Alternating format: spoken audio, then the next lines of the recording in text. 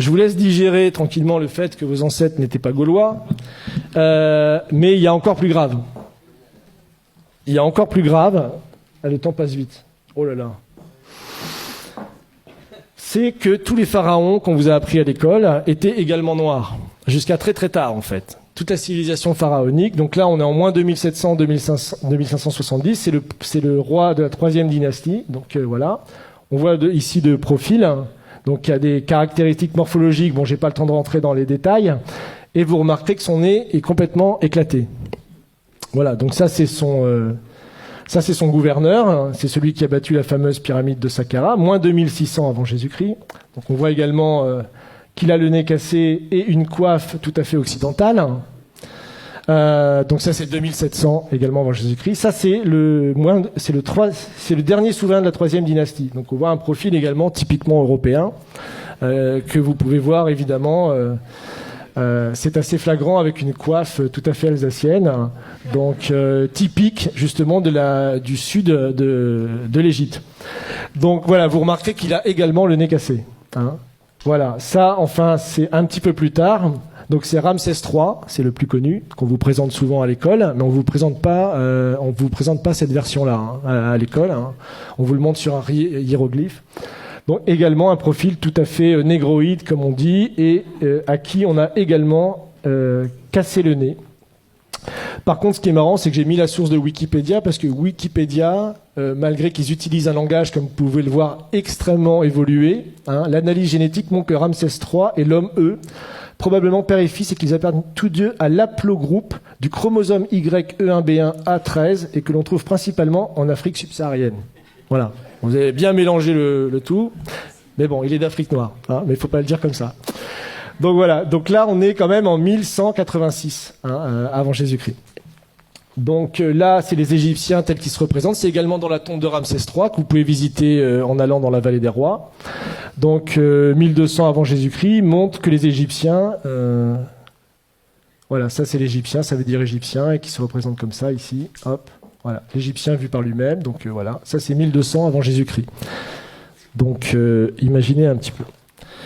Donc voilà. Et certains scientifiques, déjà un peu plus tôt, et c'est les découvertes qu'a fait Cheikh Anta Diop, c'est-à-dire que lui il a même découvert que bien avant les découvertes qu'on a fait par la science, des explorateurs au moment des invasions de Napoléon ou des Anglais ou des Allemands qui étaient allés en Égypte, avaient découvert que les pharaons étaient noirs, mais que personne ne voulait en parler.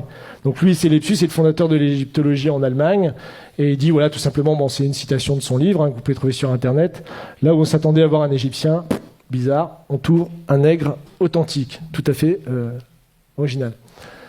Donc ça, bon, j'ai pas le temps, c'est une icône byzantine du XIe siècle qui montre le roi Salomon allant visiter le pharaon noir, qui est très caractéristique.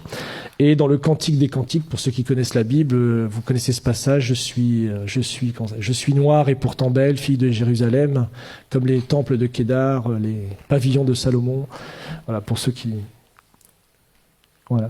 Donc voilà, encore une fois, là, il y en a plein, en fait. Hein. Bon, non seulement l'homme avant d'être blanc était noir, non seulement les pharaons également étaient noirs, et on bâtit également, était le berceau des sciences et des arts. Et ça, c'est la vraie négation, je pense, la plus consciente, qui a été faite jusqu'à présent et qui perdure dans nos écoles aujourd'hui, même jusqu'en Europe. Donc, puisque vous avez là également dans une des tombes, 2000 ans avant la balance d'Archimède, le système de balance avec des curseurs afin de déplacer le centre d'inertie. Donc vous avez là tout simplement le point de levier et ici ce qu'on appelle le principe d'Archimède qui disait pour soulever la Terre, donnez-moi un point d'appui, qu'il a rédigé dans un traité, évidemment 2000 ans plus tard, enfin 1500 ans plus tard, et en disant que c'était sa découverte et que c'était lui qui avait découvert toutes ces sciences géométriques. Donc encore plus intéressant, le papyrus de Moscou. Donc ça, il se trouve à Moscou justement. Aujourd'hui, il est au musée Pouchkine de Moscou. Et en fait, c'est les papyrus qui prouvent toutes les découvertes géométriques qui ont été faites par l'Égypte noire pharaonique, justement entre moins 1500 et moins 3000 avant Jésus-Christ. Donc là, vous avez par exemple la pyramide tronquée, vous avez le calcul de la demi-sphère, vous avez Pythagore, vous avez le calcul des ellipses. Vous avez ça aussi, là c'est l'autre papyrus de Rhind. Donc vous avez ici donc, le théorème de Thalès. Donc, ça vous trouvez aussi dans des tombes, dans le papyrus. Donc ici, et Thalès lui-même a avoué qu'il avait fait sa découverte en Égypte. Qu'il avait lui-même fait sa découverte en Égypte. Mais il n'a pas dit que c'était les prêtres égyptiens qui lui avaient enseigné justement cette chose-là. Donc ils se sont tout accaparés. Donc là, ils ont même été jusqu'à calculer des coniques. On retrouve des études de coniques, bon ça c'est pour les matheux, qui sont soi-disant attribuées beaucoup plus tard, plus de 3000 ans plus tard. Le calcul de l'ellipse, de la demi-sphère, toutes ces choses-là ont été découvertes déjà avant moins 2000 par les Égyptiens à l'époque. Donc, encore plus fou, c'est que les pyramides ont été faites, elles, encore plus tôt. Donc c'est 2600 pour la pyramide, je crois que j'ai les dates ici. J'ai encore un peu de temps ? Oui. Donc ça c'est la pyramide de Khéops qui a été faite en 2500 avant Jésus-Christ. Donc il nécessite des niveaux de science extrêmement aboutis puisque la base de la pyramide est horizontale à 20 mm près. Vous imaginez déjà les calculs qu'il fallait faire. Et pour obtenir un carré parfait de la pyramide, c'est seulement 0,05% d'erreurs qui ont été faites. Aujourd'hui encore, moi j'ai lu des thèses qui datent de 1970 qui vous prouvent qu'il est impossible que les Égyptiens aient construit les pyramides. Il y a des thèses qui sont écrites là-dessus jusque dans les années 70. J'ai même une citation là, qui est sur un site de vulgarisation scientifique. Qui ont des dizaines de milliers d'abonnés. C'est vraiment une chaîne YouTube et tout ça qui est très bien. Et vous pouvez lire que, sachant que les mathématiques, la géométrie et autres sciences nécessaires à de tels résultats n'existaient pas dans l'Égypte ancienne, en tout cas pas sous une forme élaborée, Pythagore évidemment ne naîtra que 1000 ans plus tard, comment les Égyptiens sont-ils parvenus à un tel degré de perfection ? Pas de révélation évidemment dans ce site, mais rassurez-vous, les égyptologues continuent de chercher. Donc ça, c'est publié en 2015. Vous imaginez.